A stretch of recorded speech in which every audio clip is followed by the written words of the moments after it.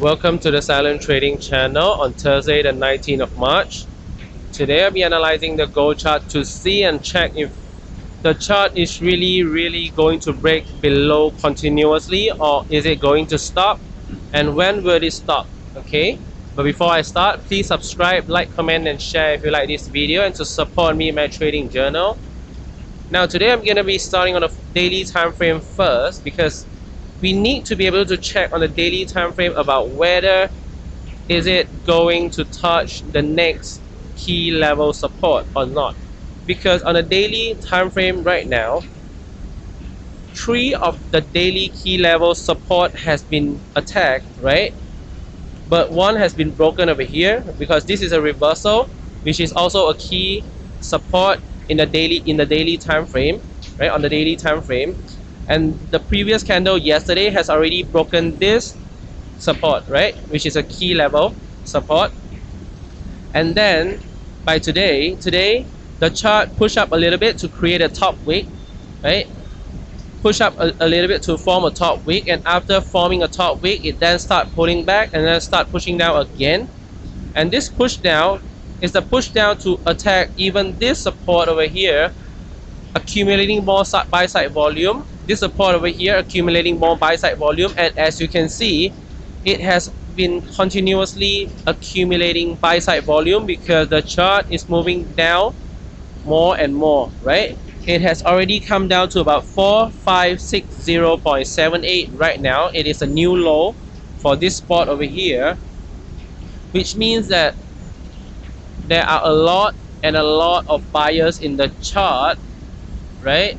A lot of buyers, a lot of buy limits, a lot of buy by market execution, because they believe in the chart rebounding, right? Rebounding from each spot that they are buying, but the chart is not rebounding. Because why?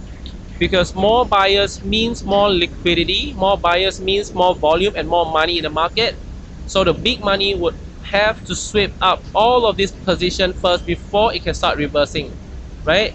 Because if the chart suddenly start reversing at the spot where most of the retail traders are buying, who is gonna be profiting from all of this? The retail traders, right? So who are gonna be paying the money? The big money, the institution, the banks, right? So the banks do not want to pay this money. They then have to sweep, right, all of the stop loss. They then have to force all of retail traders' portfolio into liquidation.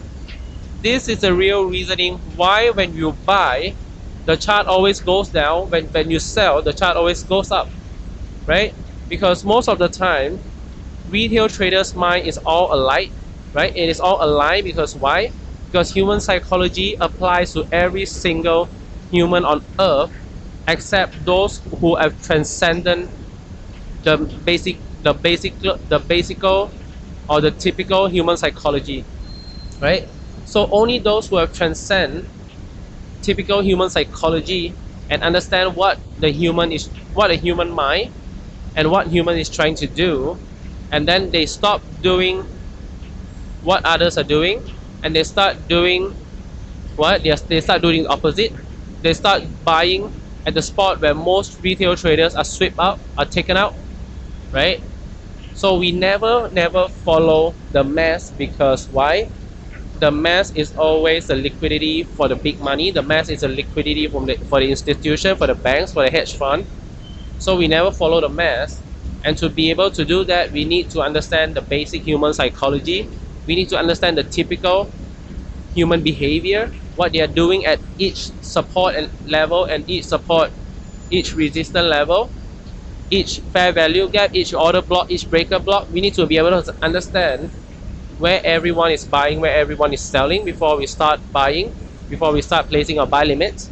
And as I've said, if the chart is continuously accumulating buy side volume at support, it will keep coming down non-stop. At least it will keep coming down until it has stopped attacking support. If it is still attacking more and more support, it is going down like this until buyers stop buying. So right now, buyers are being forced into liquidation. Buyers are being forced into closing their position by hand. Buyers are being forced into opening a sell position to hedge their losses, right? Opening the opposite side position is to hedge their losses. So buyers are really forced into this advantageous position right now. So you do not want to be the one who is at a disadvantage. You wait for a price action to form before you start buying. If a bullish price action is formed at least on a 4-hour candle, on a 4-hour time frame, and that bullish price action has to be complete before you can start buying at the next retracement, right? Not just a bullish price action is formed and you start buying. You need to wait for it to be complete before you buy at the next retracement. Because why?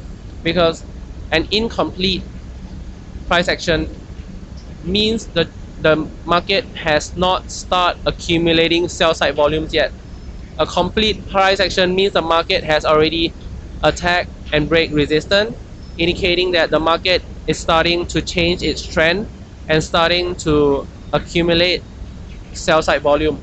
Only then can we start buying, because sell side volumes are being accumulated, right?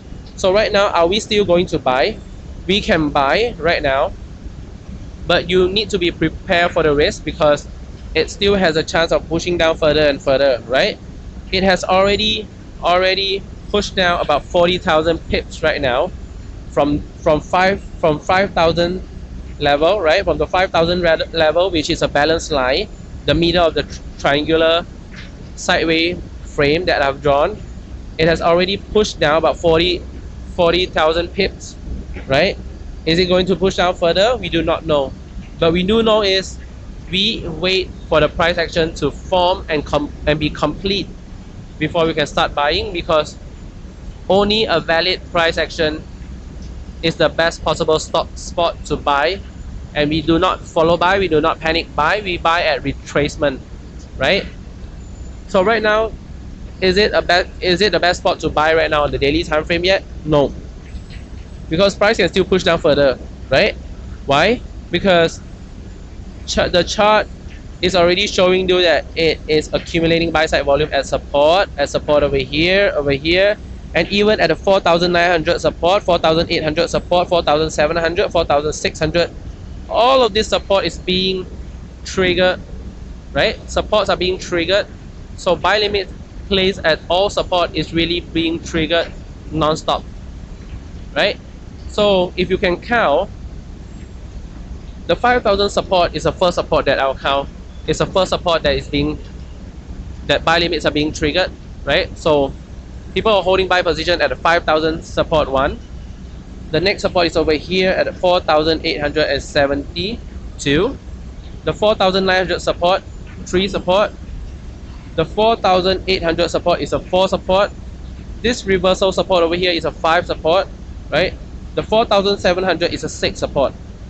And this bullish price action over here is a 7 support. The 4,600 is a 8 support. And as you can see, there are already 8 support in only the daily time frame being used to trigger buy limits and then accumulate buy side volume, which means 8 support in the daily time frame are being used to accumulate buy side volume, which means people are really into heavy drawdown right now, right? They can only be forced into liquidation right now. They can only be forced into opening a sell side position to hedge their loss. They can only be forced to close their position by hand if they have to, right? So right now the market is really forcing buyers into closing all of their position before the market can start reversing around here. So we are not going to be buying, because buyers are still being forced into closing their position. If pushing down here still can't force buyers into closing their position, the chart will still have to push down further, right? So this is what we know. We know that the chart has a tendency to force at least all or majority of the buyers, or the majority of the buy side volume holders, into closing their position before it can start reversing. But if it is still going to start reversing from over here, we will see what is going to happen on the 4-hour time frame and the 1-hour time frame. But right now we still hasn't seen any confirmation. A confirmation means that a bullish price action has to be formed, right? Another confirmation that this triangular shape and this border that I've drawn can hold on is the daily time frame. This daily candle has to pull back and close above this border. If it is not able to close above this border, there is a chance of the chart is really going on a bearish trend, and a really strong bearish trend at that. So we wouldn't want this to happen, right? So we're gonna be looking at the chart, we're gonna be analyzing thoroughly. We don't miss any detailed information that is happening on the chart, because we need to be able to know whether our position that we're entering on the buy side after a bullish price action is formed is the right one or not, right? So right now I'm going to be lowering to 4-hour time frame. The 4-hour time frame right now is still on a downtrend. It's a very strong downtrend, and we need the 4-hour candle to be able to form a bullish price action right now, right?